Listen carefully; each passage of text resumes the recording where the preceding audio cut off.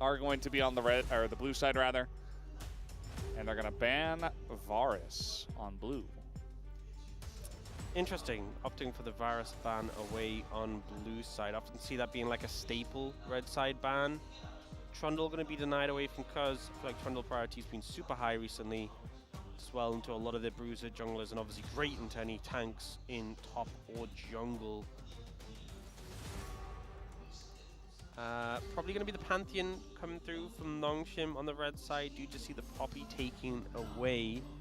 I'll be interested to see if we get any bans towards like the mid lane picks. Aurora taken away from BDD here.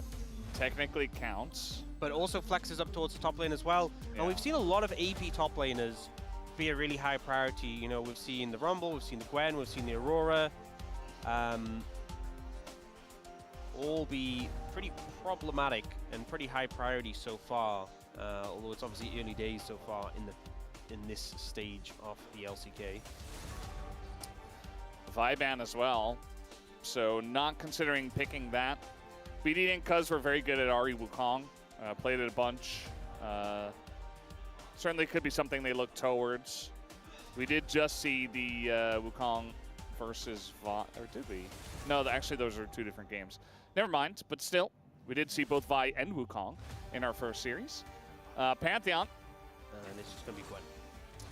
Especially with the Aurora banned away as well. I mean, it does set up the Rumble as the counter that's left open and available. And Kingen has had some phenomenal Rumble games this year. I think, particularly in the LCK Cup, he was on an absolute tear on that pick. So, don't necessarily have to pick it now, but definitely can. We'll see if he opts to go for that. We've seen a lot of Rumble into Gwen, a lot of footage on that matchup. But are going to prioritize the Azir for Calyx and deny that away from BDD. BDD could obviously just go the Taliyah into that, which we have seen many times before as well. Just take the Taliyah away, put it in the bot lane, and lose the game.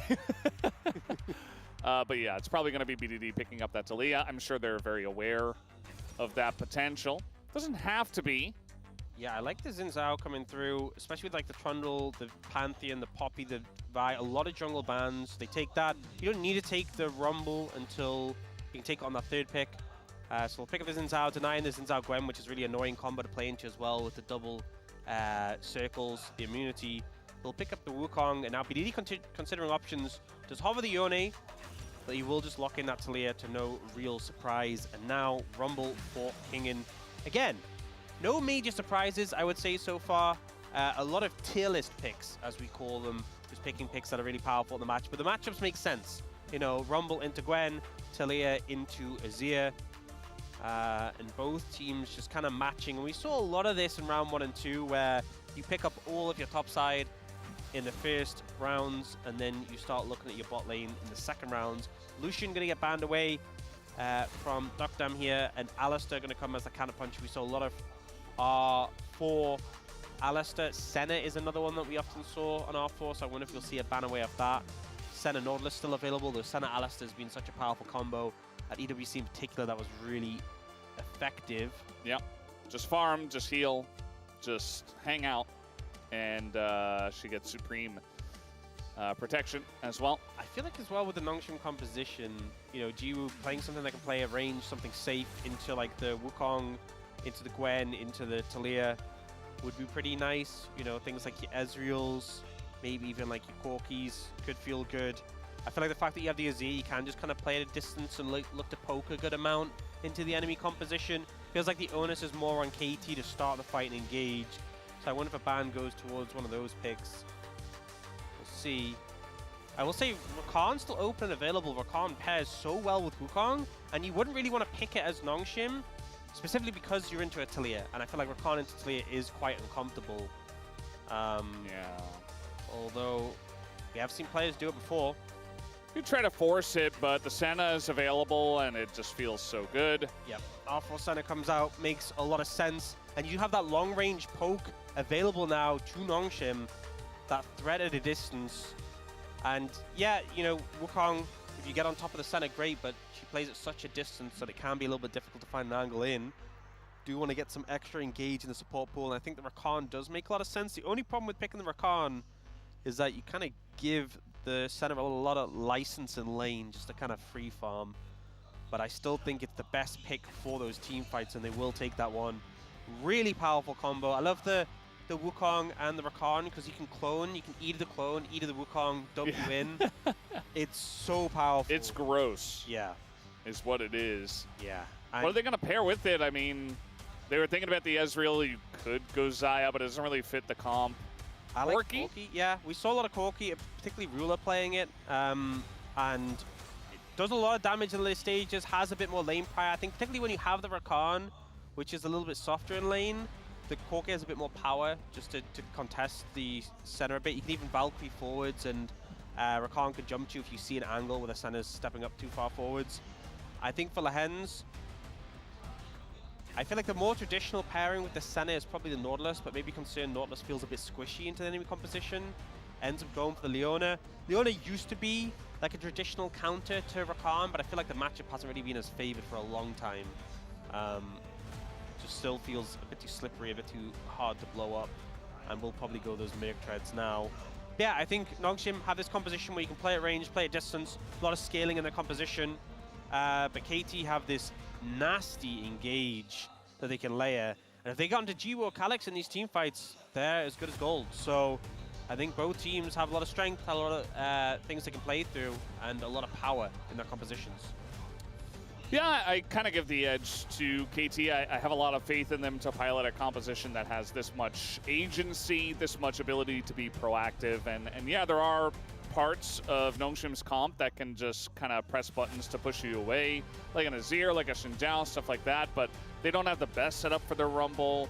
And both Azir and Xinjiao, it takes them a little bit of time to really get that space, whereas I feel like at the snap of your fingers, you can get a Wukong and Rakan in your backline, and I'm not really sure if they're going to be able to deal with that, especially with the pace that KT has been playing with recently. So that would be where I would be looking. Yeah, I think I agree. I think, you know, protecting this center against the Wukong Rakan, especially when there's like the threats of the Gwen on a flank, it's going to be tricky. It's going to be tricky. Let's see how it goes here for game number 1.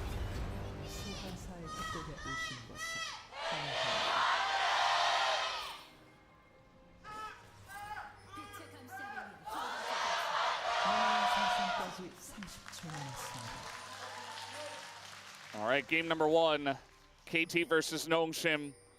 The revenge match for Nongshim after they got swept in Road to MSI by KT in round 2. And I think as well, considering how Legend Group is kind of looking, an important matchup, because expectation is matches, taking matches of Gen G, going to be tricky.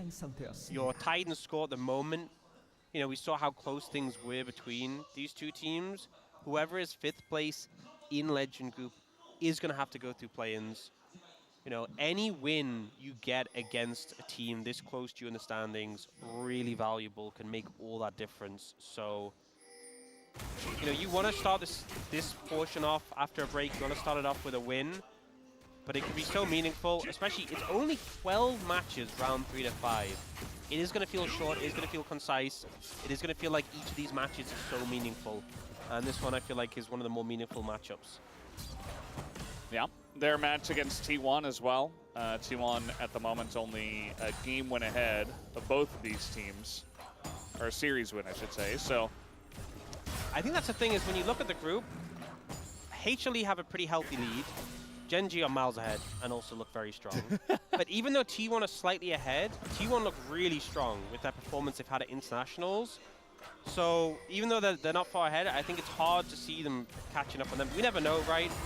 But I think that's why I think if like whoever wins this, you get that lead over your counterpart, and it feels really bad whoever gets put in last, because you know the only team that you had a good chance of gaining ground on just got a win off you.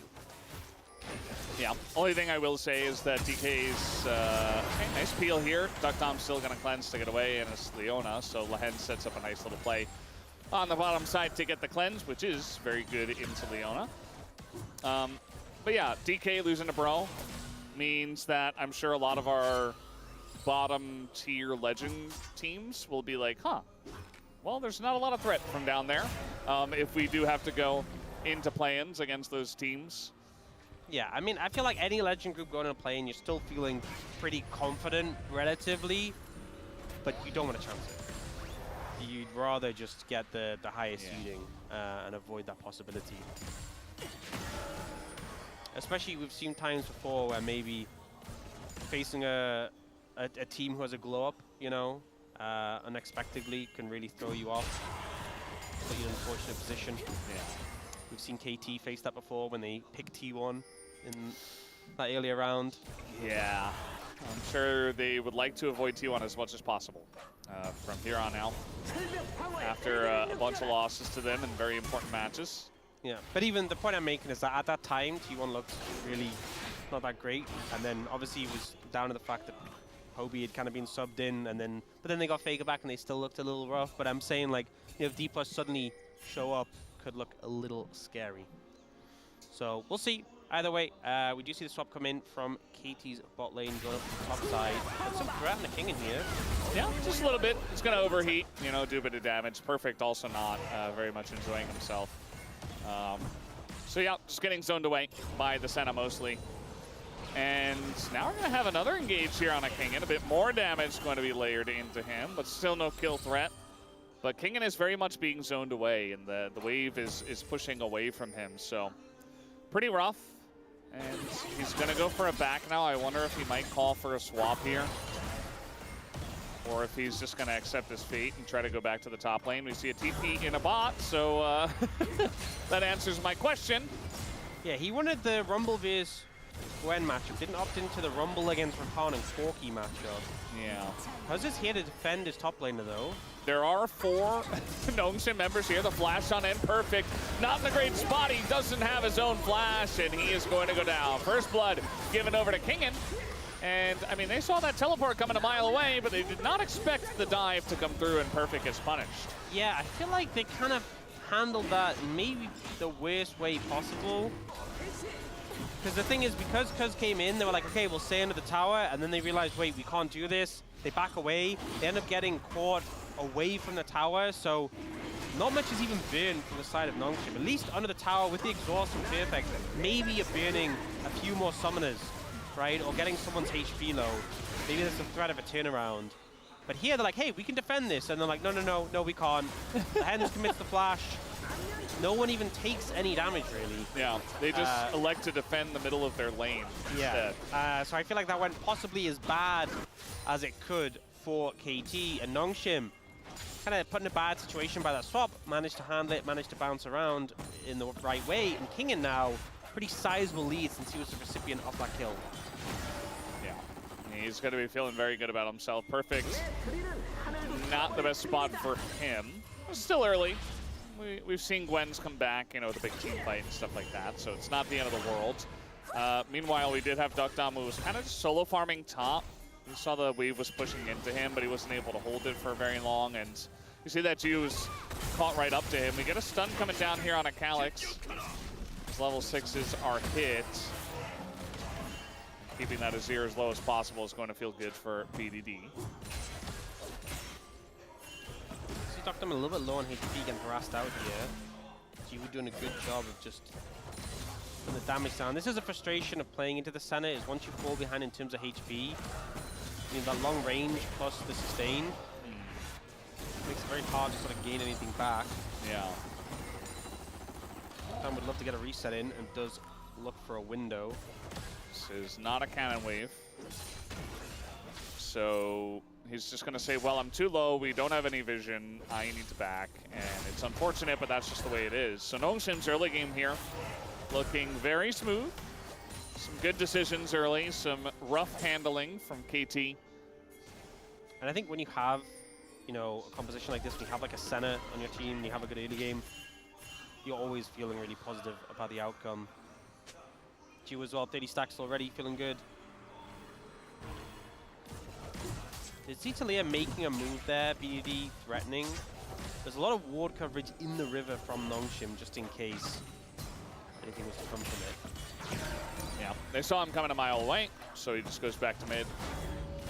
And this little stun going down on a Peter. as he hops in. Such a good stun, actually, from Lehens to interrupt the ground entrance. Is Lehens back? I know, it's pretty clean. We'll see, you know? It's good to get our overreactions in as early as possible so we can look as silly as possible based on how wrong our overreactions are. Because just doing the grub, I say grub because he's not getting more than one, it looks like. Little fight up on the top side. Peter's in a lot of trouble. Might go down here. Meanwhile, we got a fight in the river. Gideon getting pretty low, but that's Xin Zhao. Cuz himself as well has to flash away. And Nongxin is going to hold on to control of the river. And they should be able to take this one down. Just smites it, gets to the grubs. Do Nongxin.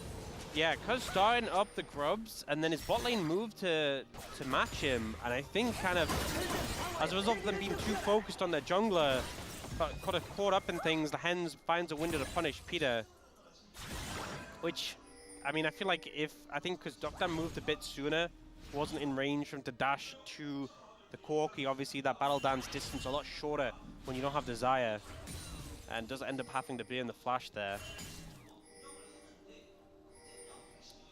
Perfect struggling a little bit more than just in the lane, I'd say. His CSing under the turret looking a little bit shaky, and he is a player that has struggled with nerves in the past. I do hope that you know, he's not experiencing that right now after the rough early game and the fact that this is his first match back.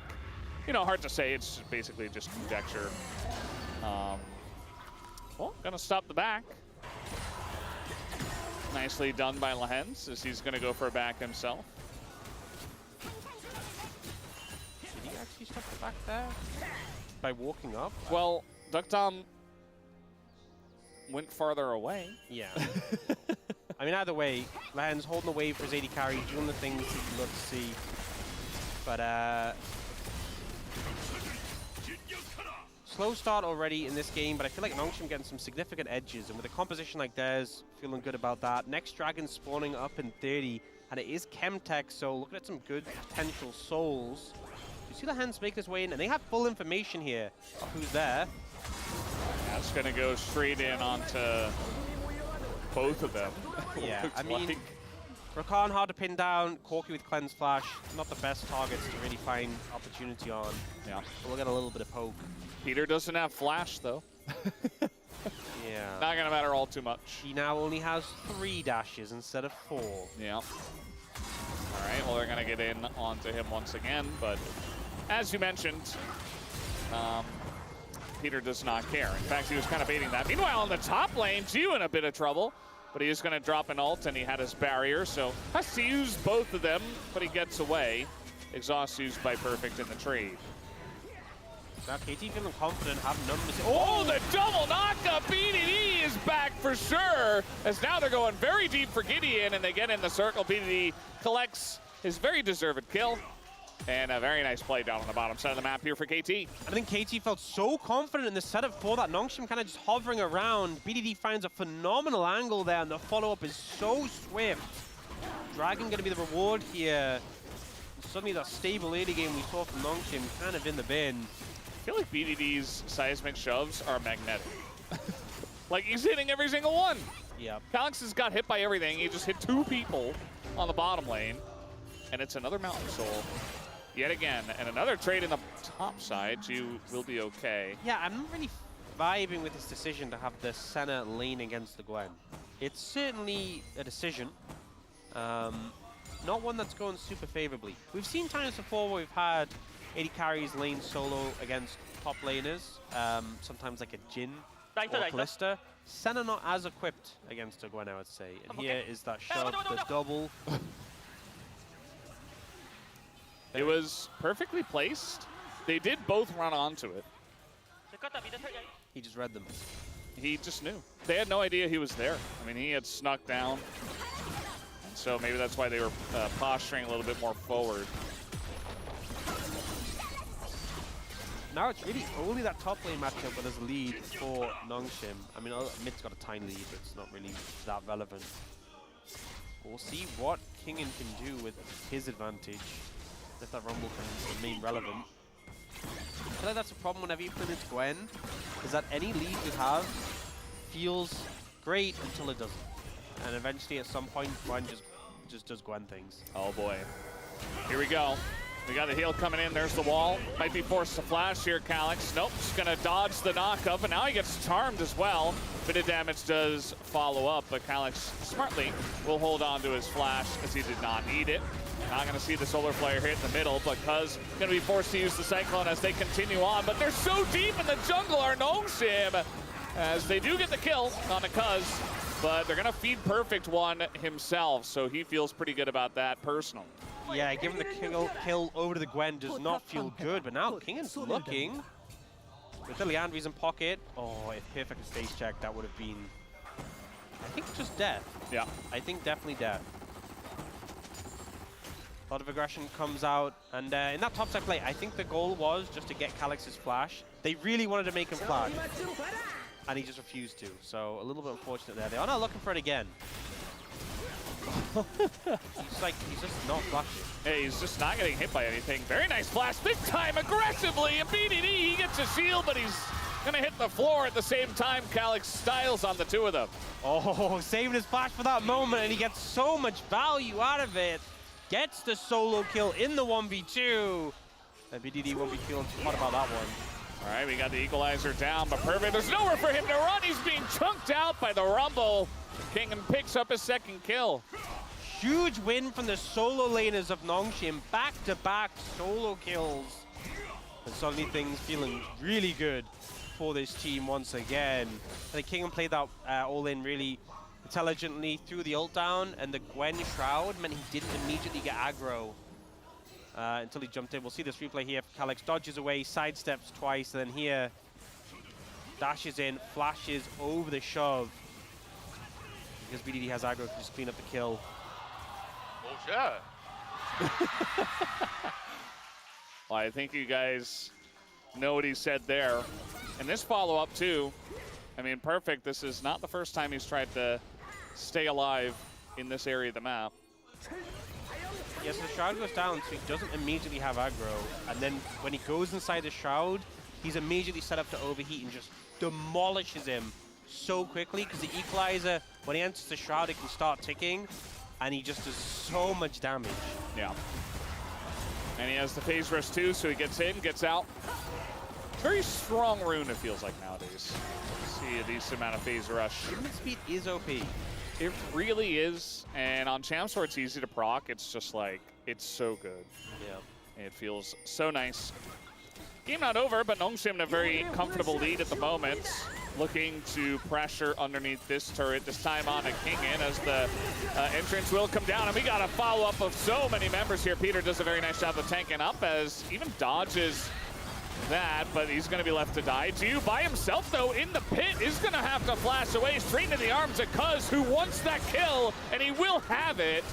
As Cuz now, he's got some help from BDD, but the chase is coming down here. Gideon wants to go in, but Lahenslow himself will be taken out by the Talia. And now it's just Gideon with no ults. At least he's got that tower there to keep him safe for now. If you're a KT fan, don't look at the bottom lane, though, as help pings are coming out from Perfect, who is not having a fun game. Gideon, also not in the most fun of spots, but a TP is coming in. And looks like they're going to drop some rocks here, try to chip away at him, and then just back away, and that they will. They get the kill over to Duck, down 430 gold, not bad. Slow and controlled end to that fight from KT with the early start. Very chaotic, very scattered. Looks like they were trying to set a trap for King in there, but they won't find him. The goal, I believe, was the Rift Herald, but they kind of got lost in the source in the mix of this one. So they look for King in here. They wait for some extra reinforcements. Wojciech Cuz is in range, and the Sentinel does come through, but it's not enough really to change the fate. Gideon tries to clean up Peter, but ends up taking a bit of time. So in the meantime, Jiwa gets focused down. Fortunately, flashes straight into Cuz, and just annihilates him. Does end up putting him in a difficult spot, but he buys so much time dashing over to Lahens. Gideon has to commit to kill him. And unfortunately, Gideon flashes here, but doesn't really have a way out afterwards. And they kind of just walk the minions in and trap him. It's a very interesting fight, a very dynamic fight. It was fought on many different levels. This is what I wanted from this series. Yeah. Kingan's gonna get a free turret, but looks like so will BDD eventually. The feats of strength do go over to Gnome Sim, and they continue to push this top lane. They got 4 guys up here and the Rift Herald, so significant pressure going to be put on this inner. This is fun. So big influx of gold. And Alex also picking up the mid-tier 1 as well. Oh, charge coming in from land. What can he do? We're judging. His driving is good. Okay, didn't really take it anywhere. Some nice moves, but wasn't really able to get anything from it. Wasn't that a thing when Lahens was on Gen G where he didn't have permission to drive? Maybe he's been practicing. Maybe he just wanted to show off his skills. He gave us the thumbs up. He's a lot more confident about it nowadays, apparently. Maybe this was just an opportunity to practice a bit, right? Yeah. Take the time. I mean, what else was he doing, right? They're not going to drive the Herald into mid. Backing and resetting, maybe, you know? Well, maybe his back was going to get interrupted, so he needed to get a little bit of distance away, and he thought this is a faster way to do it, and practice my driving. It's a win-win. It's efficient. 2 his ears, 1 stone. Or in his ear and in an Anivia. Zion Rakan. Yeah, there you go. Zion Rakan, 1 mile away. All right, well, no knock-up this time. Dude's a little bit too fast. Again, movement speed, OP. You saw Diablo playing Sivir in the last game. Sprinting around, doing whatever he wanted. He was going fast. Bloodletter's Kiss picked up by King and Big Spike. Available. We do see Atakan spawning in 30 seconds on the bot side. Him trying to clear out some vision towards there. Seismic Shift comes up, it doesn't connect. Will we just start the Atakan on spawn? Not so sure. I feel like it's a very dangerous thing to do, but I kind of feel like you could just see it. We did just see, so Lookam just picked up the Mana units fully stacked. That's a big spike for the Corki. A lot of Triton spikes coming through. Rapid fire cannon for Jiwoo. Gives him a lot of range. About to hit 60 stacks as well. I feel like both teams are saying, you know what, guys? I think we're ready to fight. Yeah, the real issue is that Perfect isn't really a champion yet. I'm not sure if he is going to be a champion at any point in this game, but the gap in top lane is gigantic. And you really need your Gwen to actually be doing something to cut through the healing of the Senna. They have a decent amount of damage elsewhere, but I still think that Perfect needs to be doing at least something, especially compared to Kingen, who is just gigantic on this Rumble. He doesn't have a huge amount of hard CC on his team outside of the Leona to set up some really big equalizers, but still he's been doing so much work in the side lanes and in these skirmishes that he deserves a shout out. Oh, we just saw, okay, I just saw Black Cleaver was bought by Gideon. Kingen, Calix, and Jiwoo all just upgraded their boots. To me, that's such a signal that they want to throw down right now, that they want to fight. They want to throw down. Yeah. They want to rumble. They have a rumble. The difference in meaning between throw down and throw up. It's a very big difference in meaning. KT want to throw up when they're on the roller coaster and it's going down. Nongshi want to throw down because they just bought a bunch of cool items and they bought new boots and now they're heading to, oh no. That's not much damage. He's got Rylai's. He's pretty tanky actually. Peter just gonna hop away. He doesn't really care about the Leona. BDD did have to flash though, so that's a big pickup there. Now trying to get on a G who's just alone. And guess what? He's being chased all the way down into the mid lane. BDD, though, not going to get the hit just yet. But Lahan's trying to get over. He's going to die as well. The equalizer does basically nothing. In comes Alex, though. That's a very nice sweep. BDD in a ton of trouble. Does as much damage as he possibly can before he goes down. And it's actually a double that does go to him. But Kingen is really the final raid boss. And again, the guys who have the most health are him and Perfect, who is once again still very far behind Kingen. I'm just doing so much damage on this Corki, and I feel like the saving grace was Calix with the shuffle. I think this was looking so bad. I mean, look how quickly he obliterates this Senna. And then BDD trying to clean him up on this one. Lahens tries to go for the saving play onto the Talia. Ends up very scrappy, very deep. The equalizer doesn't get a huge amount of value. This shuffle. I mean, if the equalizer was still available here, it would have been insane. Yeah. But the shuffle really saves the play for Nongshim there. And of course, they're just starting up Adakan. Yeah, Peter does not have a smite, and okay, it's gonna be a smite from Lehens. Oh, Gideon wasn't there. Okay, that makes a lot more sense. I was like, wait, why didn't Gideon smite? It's because he wasn't there. But now he's gonna be here for Dragon. And he's here, and he's got his own smite this time. And it looks like Nongshim should have major control over this area. I feel like if Jiu sticks with the team, stays safe, and doesn't get chunked out before the fight starts, like, Nongshim should not be losing these fights. And if he doesn't have the enemy Corki flying to his face and do Yeah. 70% of his HP, yeah, I agree. Or like me soloing a Gwen in the early game and stuff. Like, he's just been alone. 63 stacks is all right at this point in the game. It's not amazing. Okay, Calyx just gonna dodge that one, gets away. And now a lot of low health bars here on the side of KT. Gideon taking a bunch of needles to the face, and in goes Lehens. He's getting shredded so quickly by Duck Dom and even the Gwen, but it is just Lehens, and still a lot of low health bars, especially on the Duck Dom. So Nongshim considering this Dragon.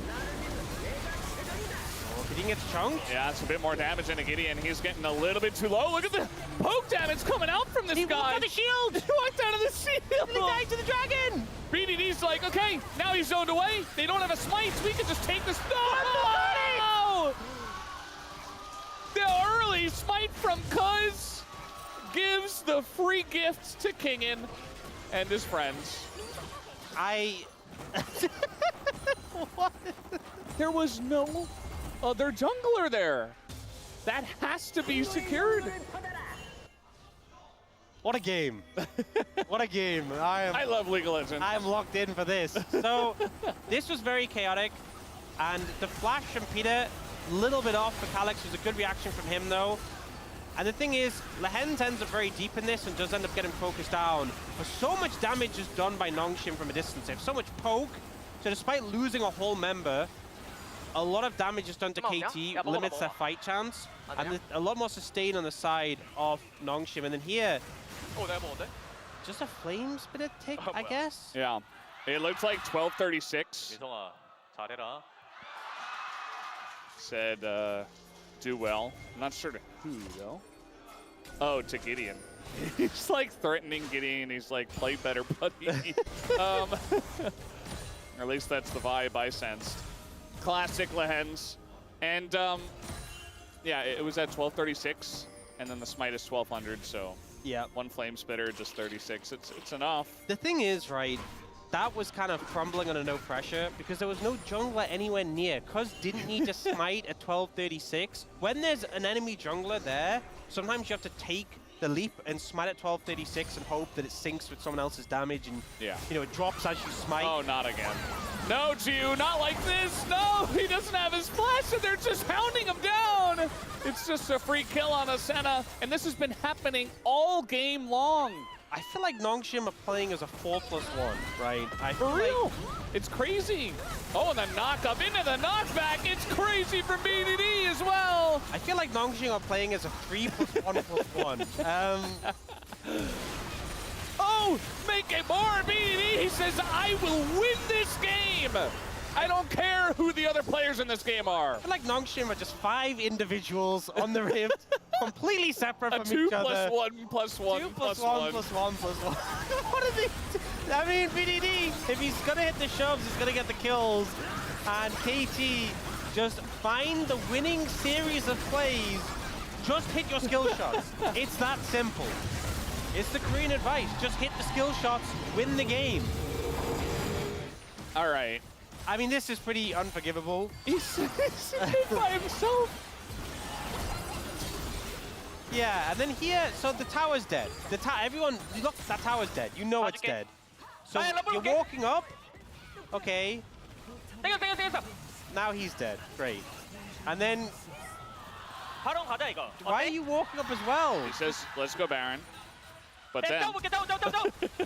Oh, man. I mean, let's down. 오케이. Yeah. 바로 가자. Now let's go Baron. 바로. 와, BDD. 오케이. Okay. I think everybody had the same reaction. Wow, okay, BDD. I mean, BDD's just, yeah. I mean, reminding everyone, why everyone was talking so highly of him throughout rounds 1 and 2. He's Is having a phenomenal BDD game. better than Joe? That guy had a point! No. Okay, well, Peter Sircon still. He's fine. And yeah, now with Baron, I mean, finally KT have taken the gold lead.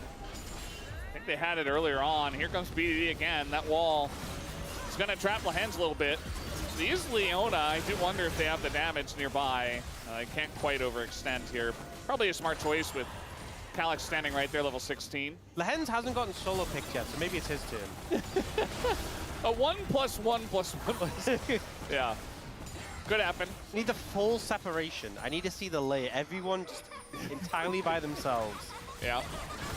He would be the last piece of the puzzle. That equalizer, very good, actually, to zone them back, and the damage goes through on a perfect, who once again is not really a champion. Duckdom gonna get exhausted, Cuz in a bit of trouble here, just elects to spin around really fast, and that will save him. He does have to flash as well, but we got Dragon coming up in 22 seconds. Ocean turning this one around potentially. 2 dragons apiece, so this is soul point by either team, and with perfect down, does have TP, but it would be very late for this dragon, so I think they might just have to give this one up. Nongshim showing they are not out of this game yet. And I just love, you know, we have this group system. The Rise teams lower in the standings, weaker teams, the Legend teams higher in the standings, stronger teams, cleaner teams, more controlled teams, more organized teams, you know? Absolutely. Absolutely. This was a great engage. The equalizer got so much value here, and then Nongshim just pushed forwards on that momentum. A little split up here, Cuz gets separated from the team, and obviously Wukong very slippery, does manage to get out, but Sochong's not able to find more in the fight. And it's still a lead for K. Oh! Here we go again. Now it's Perfect's turn. And there were 3 people over there as well. Nongshim, their turn to catch the wandering stray. And they did get him. Now KT pushing in top. And with no Baron, I feel like Duckdom, yeah, he just clears this. So yeah, so KT just pushing top lane. They get that tier 2 share, but in the meantime, Nongshim are just taking tier 2s of their own. Jiwoo is once again solo. he's really good at finding the one place where his teammates aren't. Yeah. In this game. I feel like that's been something he's really excelled at in this one. Yeah, this was pretty slick. I mean, the dash came in, he gets inside the shroud, you're pretty doomed. Easy as that. Alex has a good amount of damage at this point. And this game, we don't know knife sets. We haven't seen the Gwen really come online yet, which typically we do at this point. Okay, all right, we're getting messy once again. Kingen trying to TP away from the Wukong. That's what Wukong does. Now he's trying to turn onto Cuz, but he doesn't have the damage. 410, 205, tons of gold goes over to KT. And the desperation is beginning to sink in a little bit.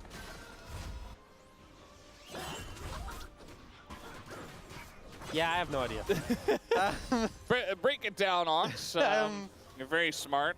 Yeah, maybe he was hoping that because his ultimate key would malfunction at that moment. Maybe he thought it wasn't off cooldown from the fight 2 minutes ago. Yeah, I don't know. He's just desperately clicking his buttons. Maybe he's like, look, Cuz likes clearing jungle camps. Maybe he ulted a jungle camp greedily earlier, and he doesn't have it available. Maybe he just missaw the champ and thought it was someone else. Maybe he thought that Wukong was a Corki. I don't know. Maybe. We can only wonder. Either way, he did die, to no surprise. It's a minute until Baron. Nongshim are actually grouping around you. I think this is smart. Don't let him be alone. It's like in solo queue, the guy wants to keep split pushing. You're like, no, just follow the split pusher. Now Gideon in a bit of trouble, but he does have his flash. The follow comes through from Cuz, and Peter gets pretty low. They finally do take out Gideon, but a ton of damage is done by Calyx. Cuz is still going, and he's going to go down to his GA. Calyx has to dash away.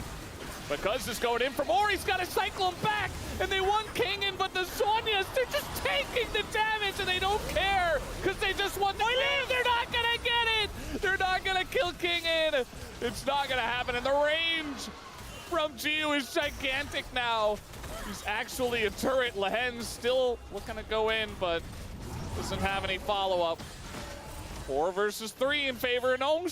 Are we looking at a Baron? Ole! Oh, it's BDD! Does it again! Just walking over Ward! Oh, Lasagna's! wait! Lasagna's put the disengage cone, thankfully saves his life and denies us more action. This is such a chaotic game. So back and forth. So many interesting moments in just a single fight. So Gideon, a little bit caught out. Great response here, by the way, from Gio with the flash to dodge away from Peter. Gideon gets super caught out and punished. But we're not going to be able to see the rest of this replay. It was really cool, you know, they focused on Kingen, but Baron has been started in the picture-in-picture, so I feel like we're not going to get too much of this. They are speeding up, thanks. They might just get it. Yeah, when you see Kingen here, the turnaround with the Zhonya's is so big, but yeah, we get the Baron coming through. Fight starting off.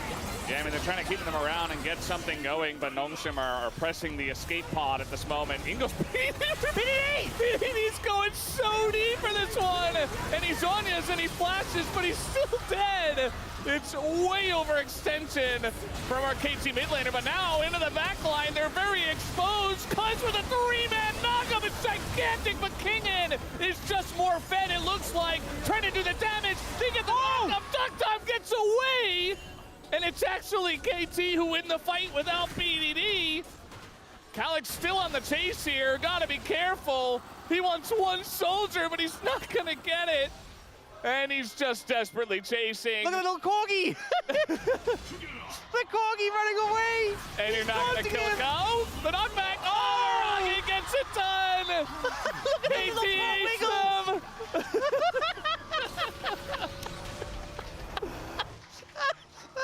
That was the best part, just a little butt running away from him. Oh man, Nongshim get the Baron. But unfortunately, you don't keep any of the buffs. And this was such a crazy play from BDD. You know, we praise him all game. It's insane! Goes in, gets a double shove in the middle of everyone. Tuz gets insane value here though. Yeah. Waits out the equalizer, dives in afterwards, gets this double knock-up, and then flashes to follow up on more triple knock-up on the second ult. And look at this fight he has with G with a 1v1. I thought he was going to lose this, and the final slam kills him. Yeah. And then the chase. Oh man, the chase was so good. Just the fact that just the little corgi butt the whole time in his face. Just wagging the whole way. Taunting Wiggling. That's peak. That's why that skin's the best. Yeah. Right? That's why that skin is so powerful.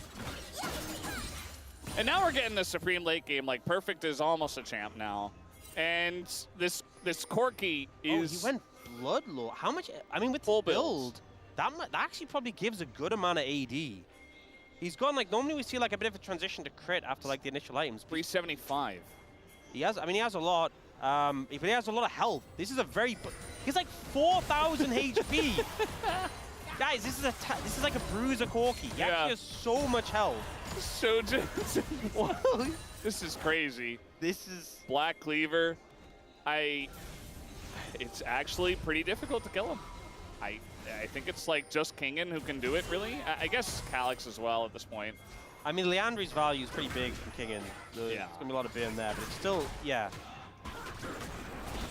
And obviously, the lower he gets, I mean, you're not trying to get low HP in these fights as a Corki, but, you know, you get a lot more AD, percentage HP, percentage AD from that Overlord's Blood Mail. Yeah, Doc Dam still pumping a lot of damage. And with the high number... Oh, he's out. But Gideon, do they know? Wait, I think they know. He's Shinzhao, maybe gets away, the charm comes in, and they're all piled in the circle. Equalizer goes down, but it's just not enough. The needles come over the top, Perfect gets it done. And they get the pick, and they get out. There aren't any objectives, actually, at this point, so I feel like continuing might have been the choice, but they didn't really use any summoners outside of the TP. Ooh. That hit on Peter maybe could have been something, but Gideon, 4-8 and 5 in the Xin Zhao, not having the best game. I don't know if I've seen a Xin Zhao die this much. Yeah. The game has been so wild that it kind of is understandable. I like how he just tried to stay in the brush, like maybe they'll forget I'm here. He tried his best to live. That final ult that came through really sealed his fate. And does manage to dodge away from the side quick shove to get out. And again, it's not going to lead to too much. they do get his flash for later. That's significant, particularly when we think about it's Baron in a minute 45, it's Soul in 2 minutes 30, and your jungler is now flashless. That does have relevance. Yeah. So that's important, I would say. But in terms of actual impact of that singular kill, pretty low. Just a bit of gold. I will say BDD working towards the Rabadons and Calix's as well. That's my question mark. Who will finish the Rabadons before these final objectives? So I feel like this next Baron and next Dragon may well dictate the end of the game. Yeah. We will see. Rabadon's now picked up for BDD, so we have an answer in that regard. I think Calix still a while to go, though. He is behind in gold. And Gideon working on a GA, whereas Cuz already has his, so it would be nice if Gideon could finish that, but I think he's a while away. Black Cleaver finished the Cuz there. Look at the vision here in the top jungle. Nongshim don't have him. The top lane is push. The mid lane they're trying to get control over.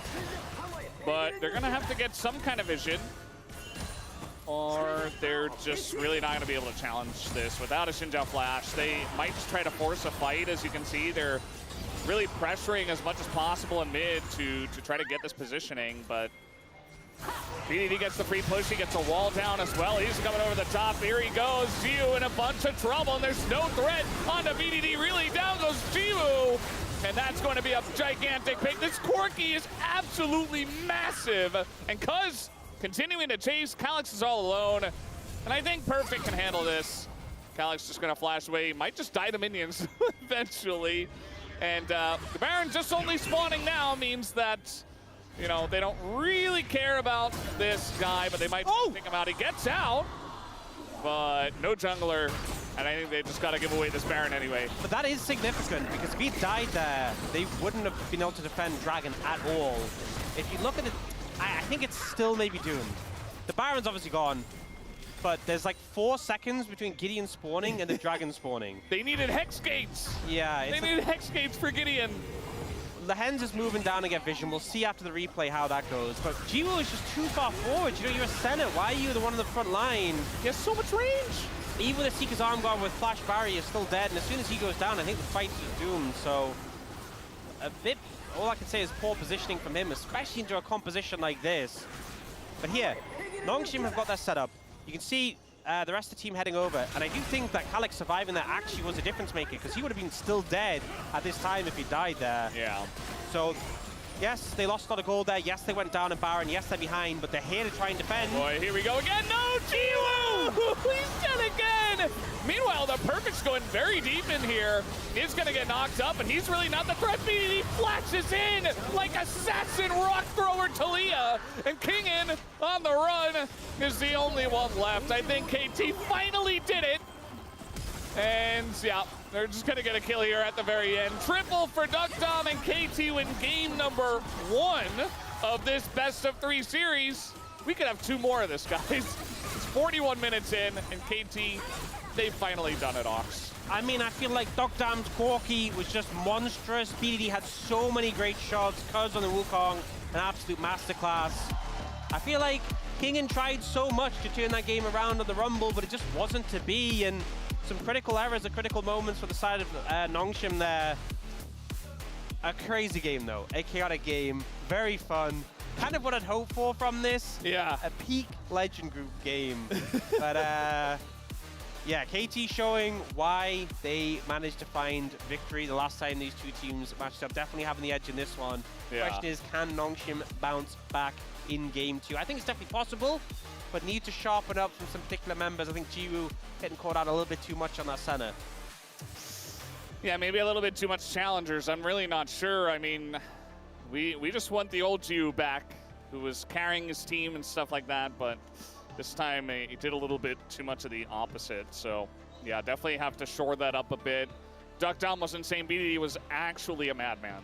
The Bruiser Corki was just doing so much damage, but like he had 4k HP. Yeah. So what are you supposed to do? Is this the new broken Corki builds? What's the counterplay? Is this part of why we're seeing Corki all the time? I mean, we're seeing more people transition to like crit afterwards. Yeah. You know? Has Duckdom unlocked the new tech? Demon build. Well, at least it's fearless, so we're not going to see it in this next couple of games in this series. Assuming there are 2 more, because I'm definitely assuming there are. BDD, Absolute Madman, KT up 1-0. Let's find what happens next after the break.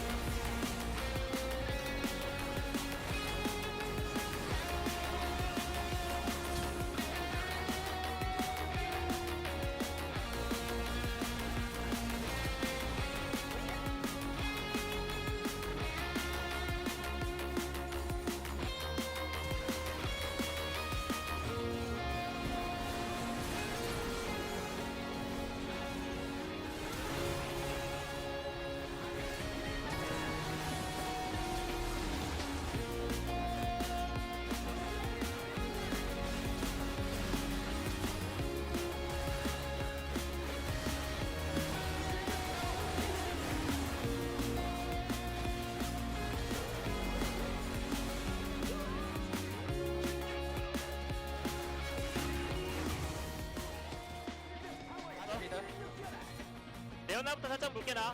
온다. 맞아. 아 봐줄게 여기 봐줄게. 나 뒤로 자, 미드부터 우리 바론이야 미드부터. 자 이거 꿀 먹어. 나 이번에 공대 여기. 나도 이쪽 하나. 나 볼게. 맞아. 온다. 아질. 잡았어. 아질을 모았어. 앞라인부터 볼게. 봐봐. 아질을 맞게.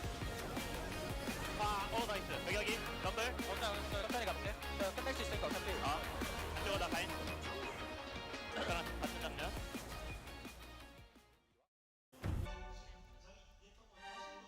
Which will be revealed on the Fox Day. We get more information. Yes. Yeah. Nocturne. I like that bet. Honestly, I feel like based on how the previous game went, Nocturne would have been so OP. Because we were kind of talking about how it's just C champion, kill champion. It kind of, BDD was playing Nocturne, but it looked like Talia, right? Yeah. He was just picking people on repeat. So I think it's a good ban. We do see the Pantheon ban come out again. We did see KT ban Varus on blue side, which I thought was a little bit weird, but I presume they're probably going to ban it on red side. Renekton being taken away from Perfect, a bit of a favor for him. Although, I don't know, maybe you just give GU Varus and you're like, yeah, we'll just get him, we'll just kill him. Don't do that. Because his positioning on Senna was like, yeah, he was kind of just hanging out in mid lane, dying. Jarvan. Yeah, limiting a lot of these options in the jungle. Yeah. Trundle's still available. Poppy's still available in the jungle. But a lot of these AD bruiser junglers have been taken out of the pool. Definitely the prior has dropped down a good amount with all these bans and the factor in Fearless towards game 2. Trundle ban going to come through. So Varus left open available. Let him have it. Aurora left open available as well. Poppy also open and available with all these jungle bans. I feel like those are the... Poppy and Aurora are the big ones, I would say, that kind of stand out. But yeah, they just give over Varus to GU. Big gambit, I feel like, here from KT. What are they going to get in response? Well, it seems like they want to figure something out into the Varus first. A lot of discussion here. With him, you know, Lucian's still available. You could go for that. Ziggs! Oh, my lord. And it's Ox casting. Buffed Ziggs? Love to see it. Ziggs said, you know what? We used to see this, actually, into really immobile carries. You just go Omega, like, I'm going to throw bombs on you and Zed on you, and you just can't play the game. Yeah, there's not much you can do if Zed ults you, and, like, he doesn't have to do much damage. You can just, like, E, snap back, hope he hits you with a Q, and then you get ulted on top, and you're in a pretty bad spot. They go for the Yone Sejuani combo, a lot of engaged threat. But again, I feel like Ziggs can play around this, honestly. And they are looking towards the Aurora. Could go mid or top. is probably going to be mid Aurora, but we don't really know for sure. But would be able to bully out the Yone pretty effectively in the early levels at least. And hard to pin down as a slippery target, so we'll lock that one in. Yeah. And now figuring out what we are going to ban. Support still hasn't been picked, and presumably top lane. You know, it could be flexes, but presumably top lane is the option left available for both teams. There's already that Renekton ban that came through before. I feel like it would be really nice for Perfect to play a tank. I know he's not really a tank player, but with Trundle bans and, you know, providing a frontline for all the damage dealers you already have, feels like it could be really nice to pick like Ornn or even Also, Sion. a lot of the AP top laners are gone, right? Gwen, Rumble are gone for Fearless. Aurora's been picked. Yeah. They already have Yone mid and Varus AD carry. It's a heavy AD composition, so a tank top could have a ton of value. Do it, Perfect. The only thing is you would lack AD a bit yourself, but you do have that Zed already. So maybe if you're not as concerned. Yeah. Assassin, Zed. If your goal is just kill the squishies and have a super tank who can create space, could make sense, but I feel like that composition is definitely more kill backline, deal with the consequences, so maybe they don't really feel like they need a tank. We'll see. At least ban comes away towards Lehens. That was such a common second rotation ban. Nautilus does get banned. Shen. KT. Shen actually just shield the Varus and you're like, whatever. And it's a Lehens favorite, but they're not going to ban it. And it's just Ambessa. So that's another tank buster. I mean, it really does feel like we're going to get something. And the Sion gets banned too. I feel like that's a good read. Just play Ornn. Or just counterpick. Alistair available, and Yeah, I mean, why not play it? I think the Alistair pickup is generally good, but playing Alistair Ziggs into Varus question mark can be a little risky. Yeah. A little dangerous Varus depending on the matchup.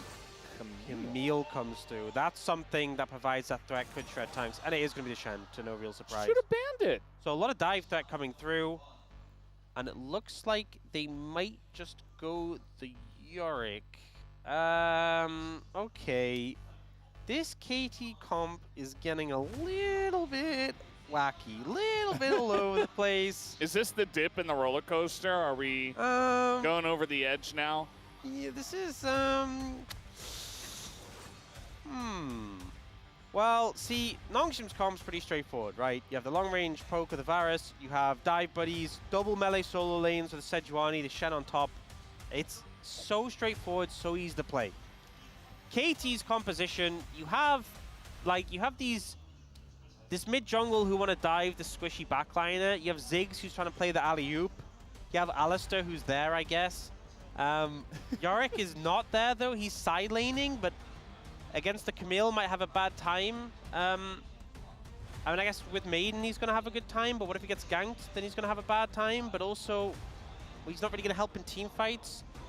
But also, what if they just dive the Ziggs? And I feel like it's a little bit all over the place. It definitely is a bit all over the place. I think that it's a very buff Kingen. It's been all over the place, but I don't know.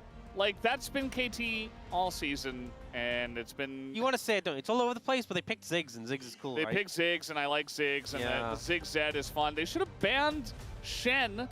They should have listened to the Vald analyst. Yeah. But it does very much make the Alistair have a much more fun time in the lane. Like, they could have absolutely tried to punish it, but instead they tried to get a little bit more safety for their Varus. And it's Lashen, so... Also, playing Ziggs into Varus isn't actually that fun, because it's hard. It's easier for him to hit Qs than it is for you. He has got the right skin, though, so credit to him for that. Well, he's got that going at least. Let's see what happens here in game number 2.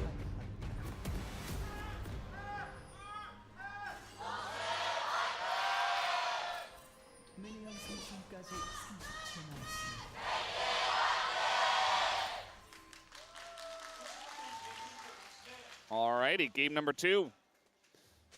I think Off we go. And that's the thing, is that people feel like it's maybe a bit elitist to say there's a correct skin. Like, it's people's opinion. How can you say there's one Well, it's true for Ziggs. It is the pool party skin. The noises are great. The rubber ducky on a satchel kind of makes the quack. What if he uses the rubber ducky offensively, though? That's bad, but Against Camille at least it makes a funny noise, you know? Yeah. It's got a very satisfying bomb noise with the splash.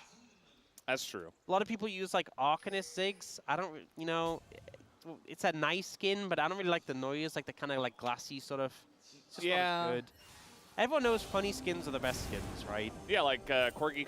Yes. Correct skin. Yes. Yeah. Like there are other cool Corgi skins, but they're just inferior. They're just inferior. I'm sorry to say it. That's just, I don't make the rules. That's just how it is. Yeah. There was a bit of a heated debate about the correct Rumble skin over at EWC. Oh.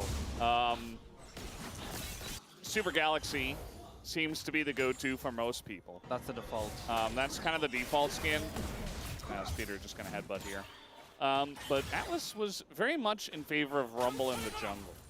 Where do you lie on this one? What do you think? Of course he is.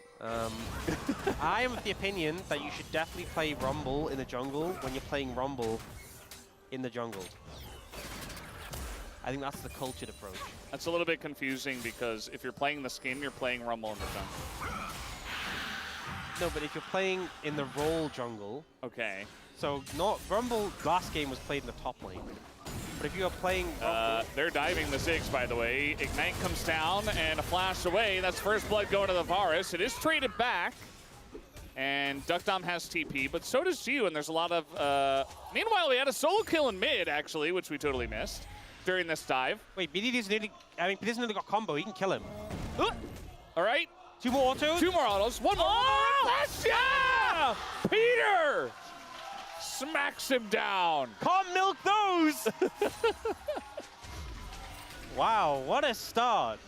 And we were talking about Rumble skin, which is important. But yeah, so the Alistair Ziggs level 1, pretty weak. And we see it suffer there into the Varus Shen to the point they dive. It's a 1-for-1 though. Ziggs has TP, not a huge hit. But the fact Peter also gets the solo kills, it's a 2-for-1 overall. Pretty nice for KT. Yes, it's only gold onto Peter, but I think KT will take that. Now, King is pretty low on HP. Actually, Perfect having a good time in the early levels in this matchup. Yeah, Perfect kind of like snuck past him. I don't think he saw him. Well, he's going to see him now, so that's going to be good timing here for Gideon, actually. The hookshot comes in, Perfect. In a bit of trouble, low health as King, and he's taking a lot of minion hits, but I just don't think it matters. Perfect doesn't have the damage at this point in time, but King a little bit low on the damage too. Taking a while, he's actually gonna flash away, trying to get over to Cuz, but King gets the hook shot. Perfect, surprisingly tanky, and it's actually just gonna be a trade of kills for the junglers, but Cuz on the Zed gonna get one himself, and he's still fighting. Meanwhile, in mid, Calyx, no flash, and soon to be no health as down he goes. BDD takes him out. And meanwhile, Cuz was winning this trade. The hard, despite being so low. I mean, this is a thing. Double longsword. Camille was winning, losing the matchup really, sorry, but has such good gank setup. That's something she has a big advantage, especially when paired with the Sejuani. But took so long to take Perfect down. Cuz gets there, able to find favor. We'll see the replay of the solo kill. And yeah, this is, you know, why Aurora's been prioed so hard.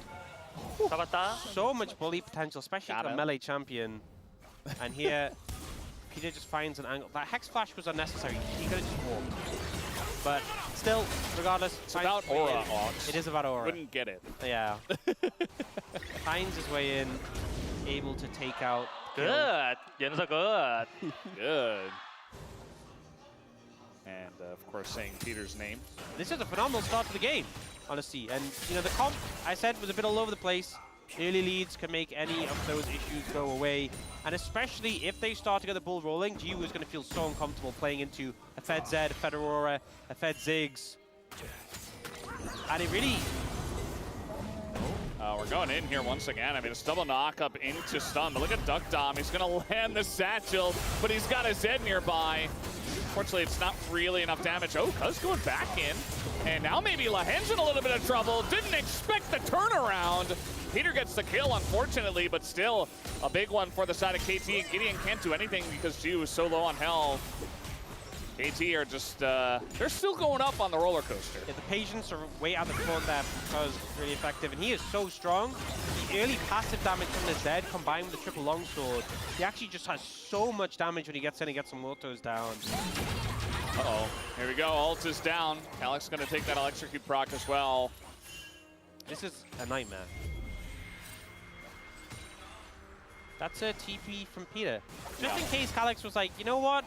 I'm having a bad time, but at least there's not Alistair in my lane. This allows him to keep the pressure up in a big way and get plates and stuff.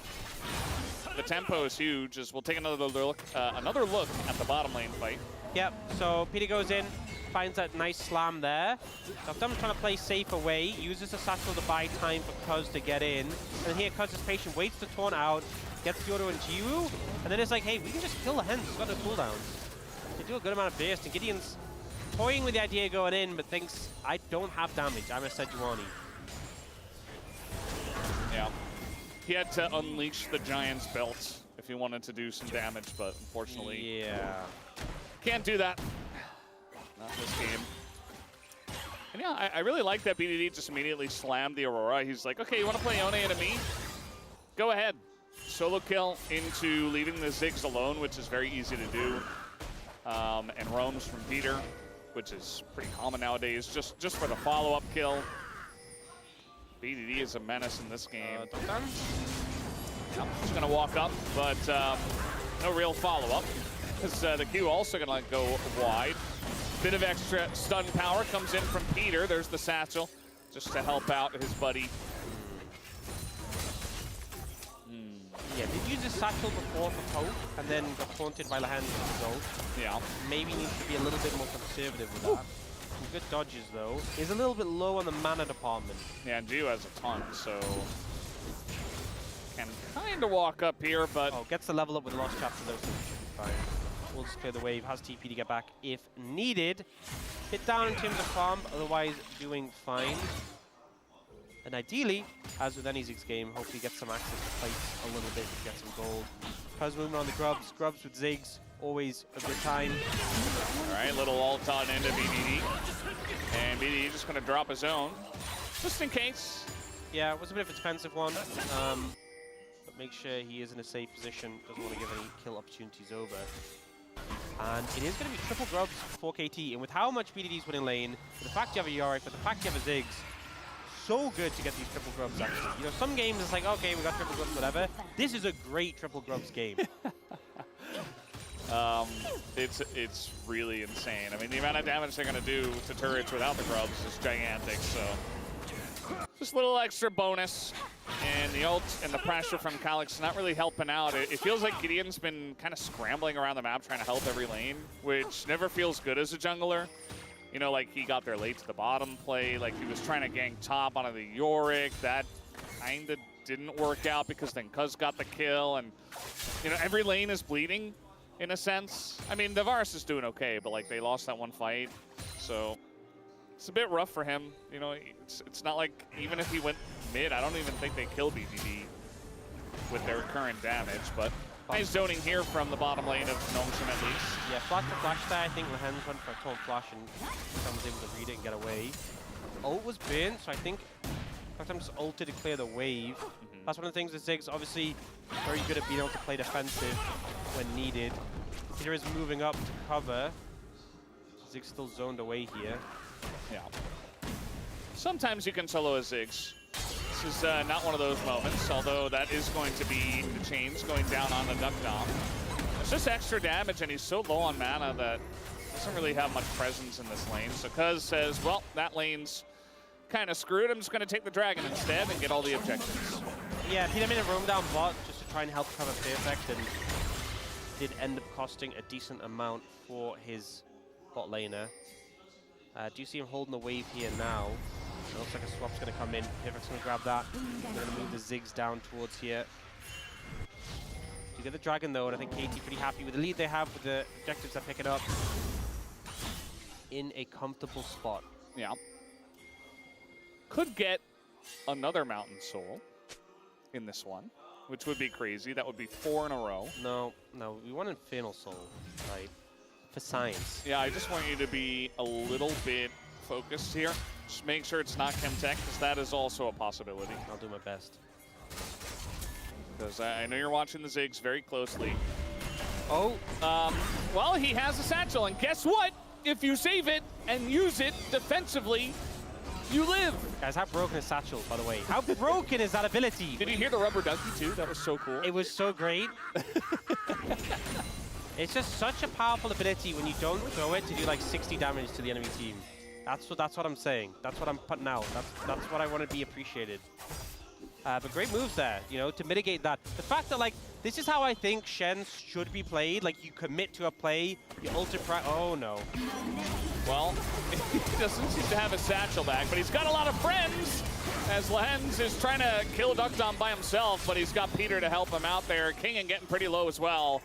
Will he get his hook shot back in time is the question. Yeah, Cuz doesn't have cooldowns himself, so he's just going to get away.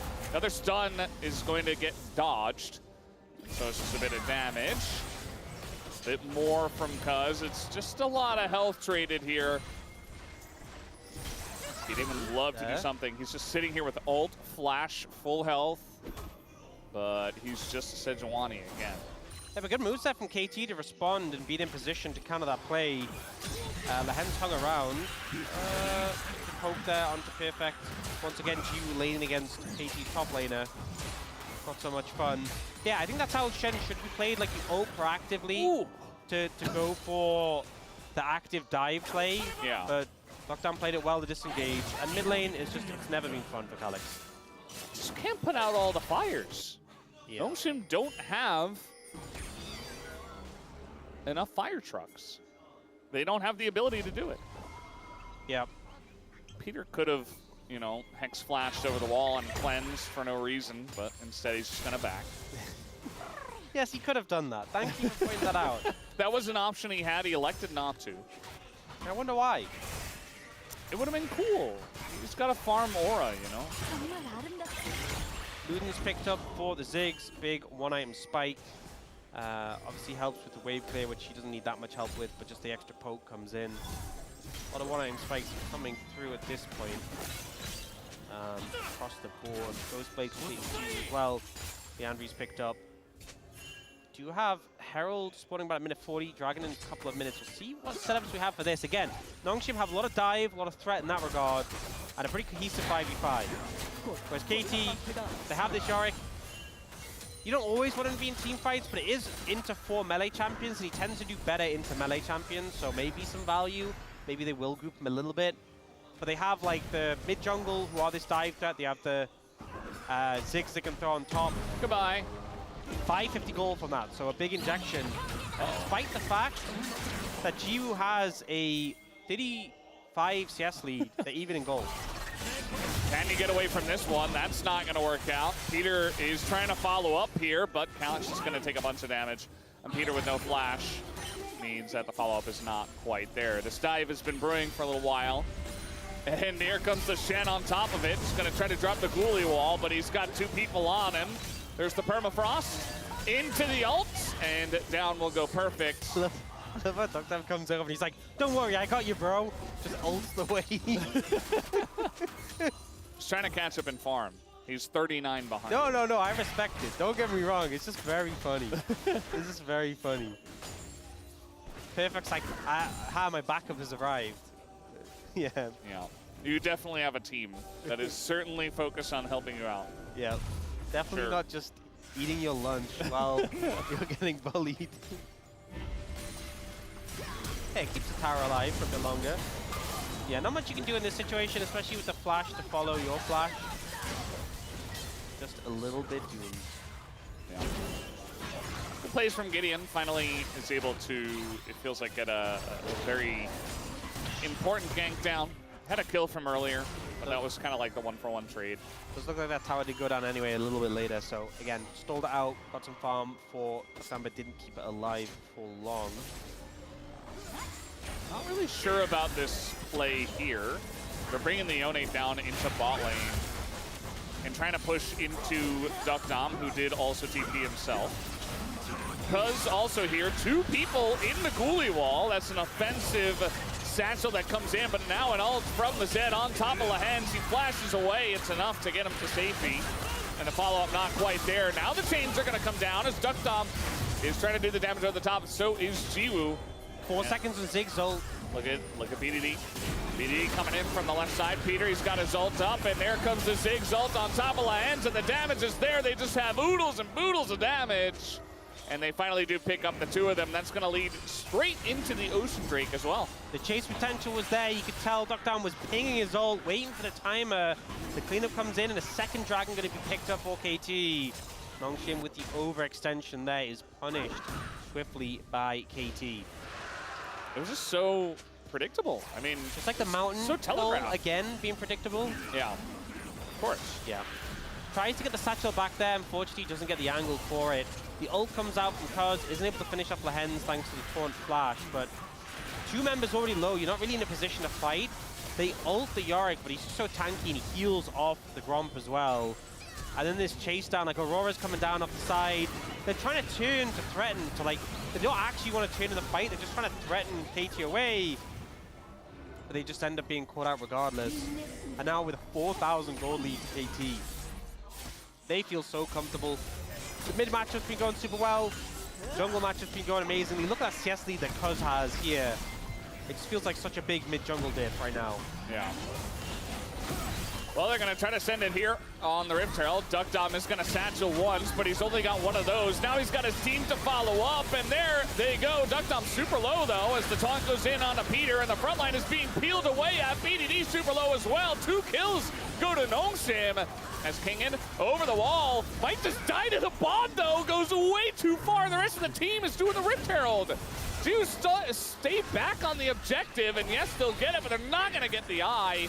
Well, actually, it looks like Calyx will just die for it. Might be able to pick up a kill, and he does. So at least trades the 1-for-1, gets the shutdown as well. Not bad for Nongshim.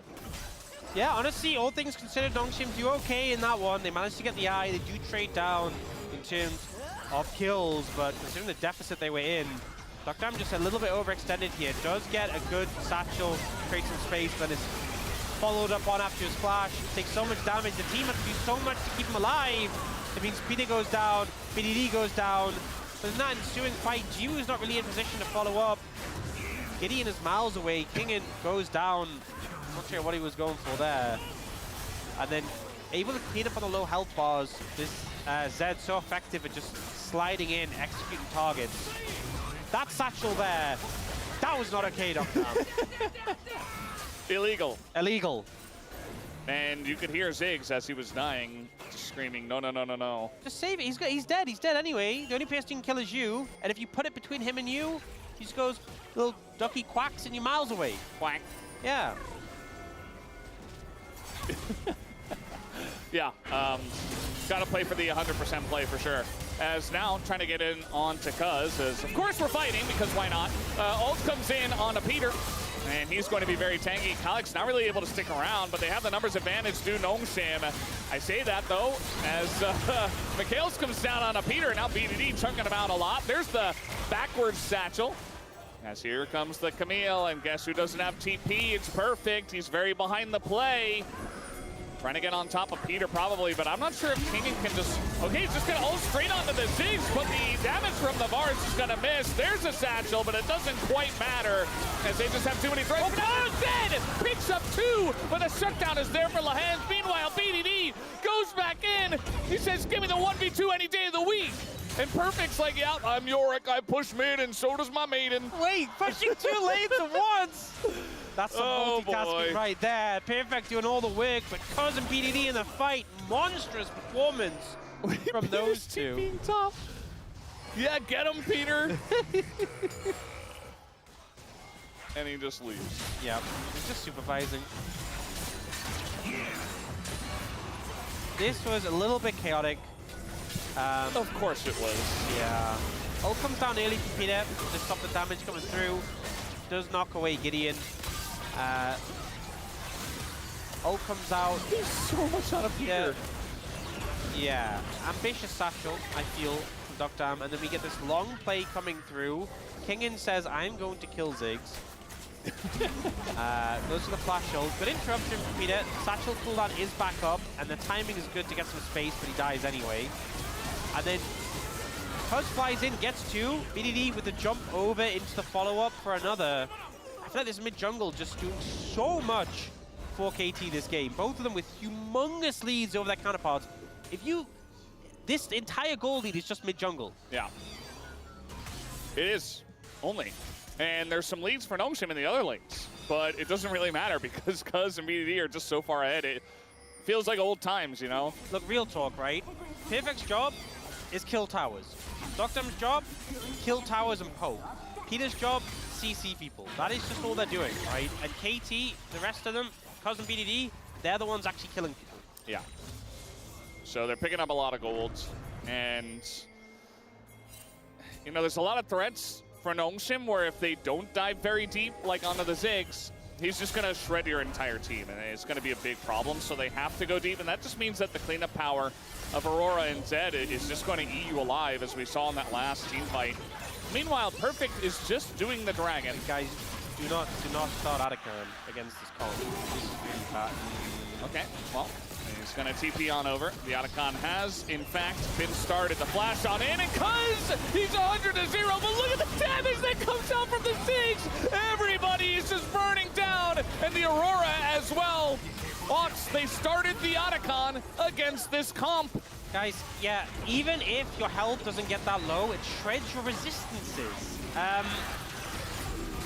You think they read the patch notes on that? No. Yeah, so they just did 1 million damage. You gotta remember as well, this is a Bloodletters Aurora, and it's a Shadow Flame Ziggs. Also has a ton of pen. Yeah. And that damage was insane. But, you know, I think anyone who's read the patch notes wasn't really surprised by that. Chronicler is probably molding right now. Yeah, so they end up getting shredded a good amount. They then dive in. Ziggs pops the ult and does like 1 million damage. And then BD's just there for the cleanup. It was really well played by KT in fairness, but Gnome Shim, this was not a surprise.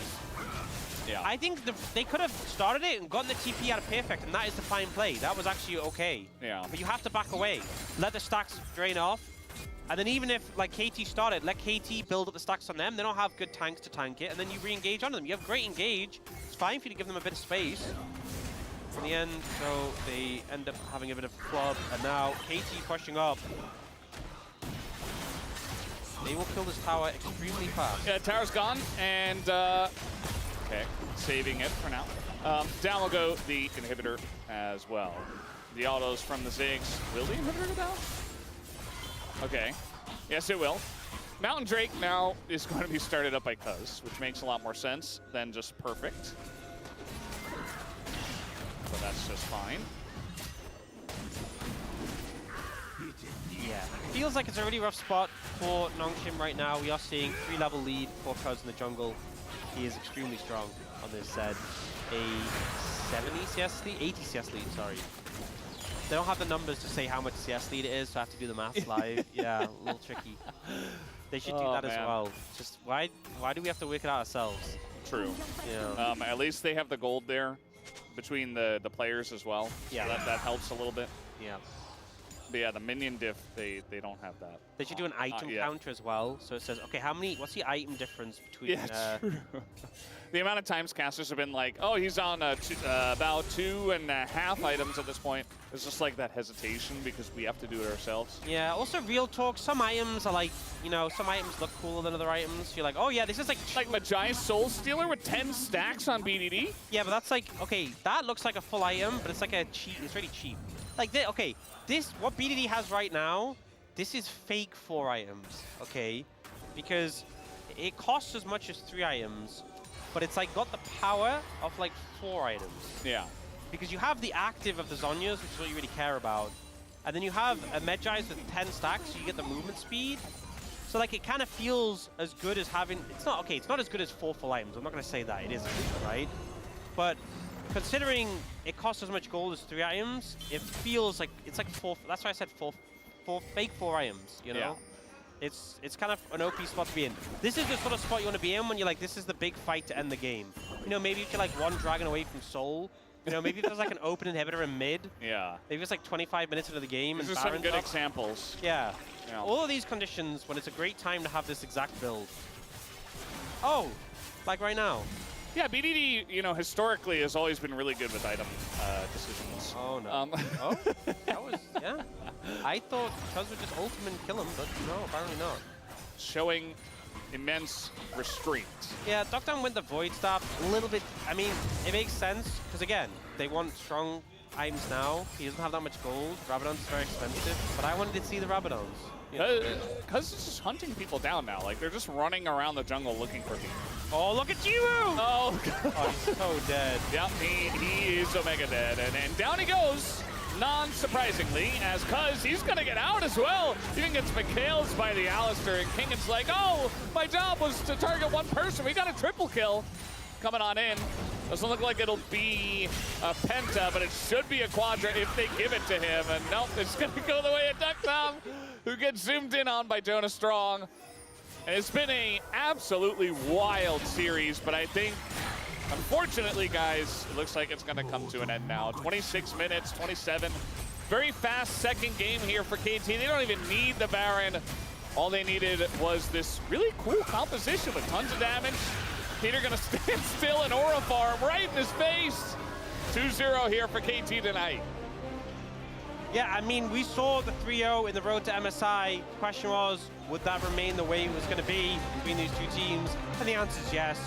I think game 1 was a little bit more all over the place. Game 2 more convincing, despite a comp that was a little bit perplexing, I think, in some ways. But the mid jungle was just so strong. And I think, honestly, that's the hardest thing for me. Is it mid or is it jungle? I think I'm leaning towards one of them. But they both I know who I would vote for. They both had a pretty fantastic day. And also, Duckdom had a pretty fantastic day. The Corki in particular, he had such a good performance on. I would vote for the Maniac Talia, personally. But I think it's a good point. My mind immediately was like, okay, it's got to be BDD 100%. But I think there are some other good shouts. You know, Cuz, Duckdom, sure.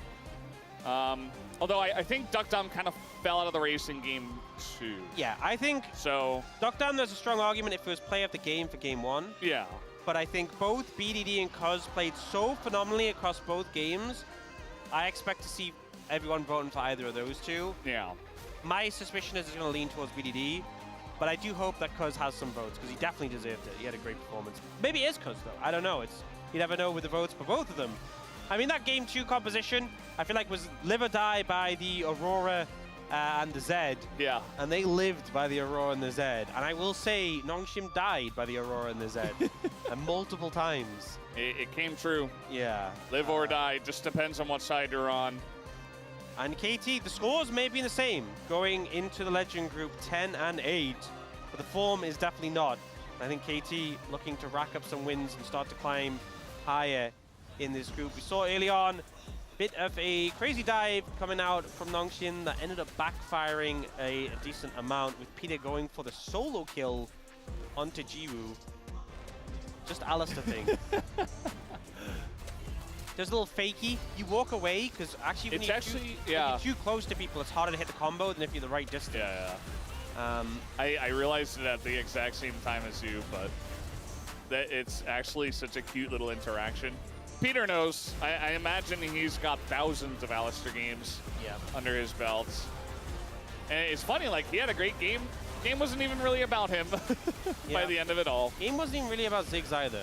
Yeah, you know, unfortunate. But we got to see a Ziggs. We saw some good satchels, some not so good satchels too. It really was just the BDD Cuz show. Cuz had some crazy. Honestly, the more I think about it, the more I think it is just a hard decision. But I feel like a lot of people will probably lean towards BDD. But I think Cuz had such a phenomenal game in both of them. Yeah, no, for sure. I think BDD was a little bit flashier.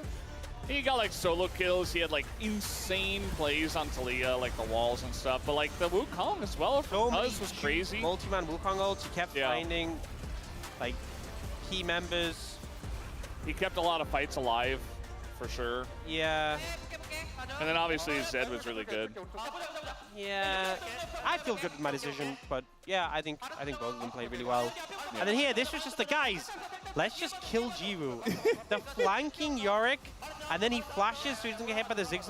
Like, I've never seen a more dead 80 carry than. Well, that was the idea, right? Yeah. You pick Zed and Ziggs 1-2, and it's like, yeah, good luck, Varus. And then we saw Yone jump on Duckdom, and he just threw the rubber ducky on the floor, quacked at him, and then he's like 3 miles away. It's that powerful. It's so true. Well, guys, post game, you see that Duck Dom did the most damage. Just Ziggs things, man. That champion just never does not do the most damage. And yeah, never really that close of a game. I mean, there were some back and forths in the early game, but at the same time, like, it still felt like it was very much in KT's grasp. Like, multiple solo kills, all the kills going on the Zed early as well, compared to, like, the Sejuani getting kills, which, you know, it's just not nearly as much value. So. Yeah. Honestly, a bit of a shame for Nongshim, because I feel like game 1, there was more hope. And I think game 2 just kind of fell a bit flat. You know, I felt the comp was cool. Kind of showed some potential signs, but it's never really managed to find headway. I feel like the Alistair pick had a lot of value, shutting things down. And it is going to be BDD who picks up the POM player of the match. It's not a big surprise. It was going to be BDD because I was slightly leaning towards BDD, and I'm sure that the majority of us were slightly leaning towards BDD. I want to see the votes. I hope there's some because. I think there should. There should be, but I'm always a bit like, because I could feel like if it was all BDD, it wouldn't surprise me too much. But I feel like Cuz should get some votes for his performance. He definitely should. It was 13 out of 13 for our first series. That one wins over to Raptor. So we were thinking like maybe some for Diablo, but maybe it'll just be 13 out of 13 again. But guys, we do have the interview ready with the POM. Let's hand it over to Deer for the translation. Thank you very much, guys. This is Deer for the POM interview translation, joined by BDD on the side of KT Roster. We were just in awe this entire match. After a long break, the LCK has commenced, and you start out with a victory. How do you feel? You know, I was feeling a little nervous since it's been a while, but I'm just glad that we're able to win today. Yeah, you just managed to show up always, and it's simply incredible. Is this the true power of Summer's KT? Honestly, because of how hot today is, I'm actually not in a great mood. In game 1, your Talia, from roaming to team fighting and playmaking, they were executed perfectly. And the fans and the analysts, everyone just watched in awe. So, how was it in your perspective? You know, the laning phase didn't go as well as planned. But I tried to flank, avoiding their vision, so I think that just worked out pretty well today. And for game 2, you gave Varus a way to instantly pick Ziggs and Zed. So what was the meaning behind this draft? You know, in terms of Zed, because game 2 had a lot of jungle bans, I think that's just one of the options that we had. And Ziggs recently got the buff, so I was actually thinking that it's pretty playable. And in early game 2, in less than 3 minutes, you guys got 2 kills and speedran your way to asserting dominance. So was it all thanks to the draft? I think the laning phase was actually pretty good in terms of us getting the control, so I think that's why it ended up playing out so well for us. And even from round 2, KT had an amazing momentum. But what did you guys do during the off-season to improve this much? You know, we practiced a lot, obviously. But I feel like we were stagnant in the middle of that, amongst that. So we really had to try even harder, and that's just how we spent our off-season. And you will continue facing top teams in the Legend group. So, what will you focus on during this journey? You know, amongst the top teams, I think we have a lot of things that we need to work on, and there's a lot of room for improvement, so we will try harder to try to live up to our expectations. And anything you would like to say for your match against Hana Life Esports? We will keep on trying to keep our winning momentum going. And that's the end of the interview with BDD, and back to the space. Thank you.